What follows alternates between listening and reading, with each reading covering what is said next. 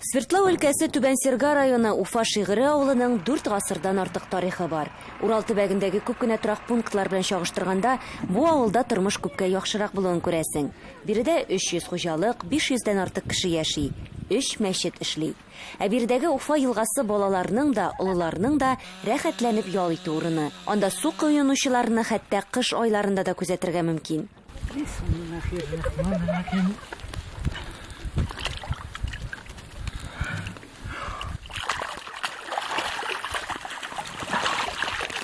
Ради Котлыевка апасы Рәйсә Сафина да кушыла.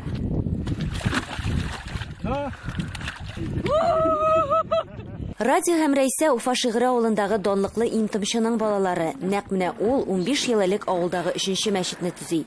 Хәзер шул мәчеттә кешеләр намаз укыйлар, йомга намазларын укыйлар, корбанлык бәйрәмнәре эшлиләр.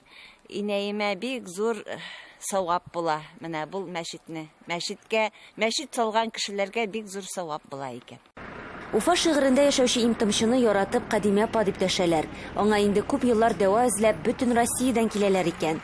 Бүген Кадимә Галимҗановага 84 яшь. Бик зур нәйләр булды, минем хәлләр булды.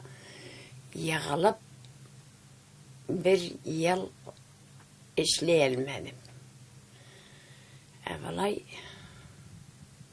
Аллаға шүкір, бір үзімні ұтыртмай балалар, қарайлар. Бер ел элек Кадимә Галимҗанова егылып зур җәрәхәтләр ала. Бутын, 4 кабыргасын һәм аягын сындыра. Әнисен карау өчен ул Ради тиз арада Абхазиядан Россиягә кайта. Үзе белән шифалы үләннәр дә алган. Ул вакытларда әнисен кулында гына йөртә ул. Әнимнең дарулары бигрәк күп иде. Иртәнгә, көндезгә, кичкә. Кайсы даруларны әни сиңа кирәкме дип алып куйдым, кайсыларын кәметеп ярты ел эчендә бер нидә дә дару инде ашамый, кәметеп шул природный битә җитә, аңа бер инде укол куймый хәзер, бер инде дару ашамый, 84 яшь, көндән-көн тазалыгы әйбәтләнә, Аллаһка шөкер, әниемнең. Ради күп һөнәрләр алыштырган. Хәрби очучы, троллейбус йөртүче, дельтапланлаштыру буенча инструктор, марафончы. Бүген исә йога белән шөгыльләнә. Һәр төрле сәламәт яшәү рәвеше практикалары белән кызыксына. Апасы да бу эштә аннан калышмый. Ул да атна саен Екатеринбургтан Уфа шигыренә әнисен карашырга кайта. 20 яшемдә мин таза булып яшәргә тырыша башладым.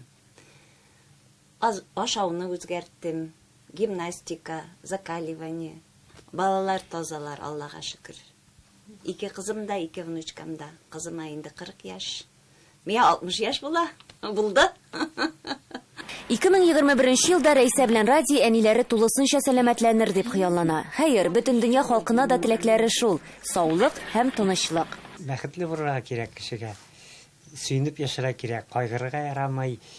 Иммунитетны күтәрергә кирәк. Иммунитетны төшерергә, нәрсә төшерә иммунитетны? Анышларга ярамый, нәрсә күтәрә иммунитетны.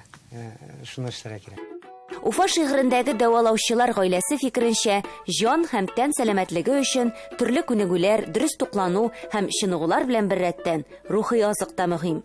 Шуңа да алар рәхәтләнеп җырлый, бии, музыка коралларында уйный.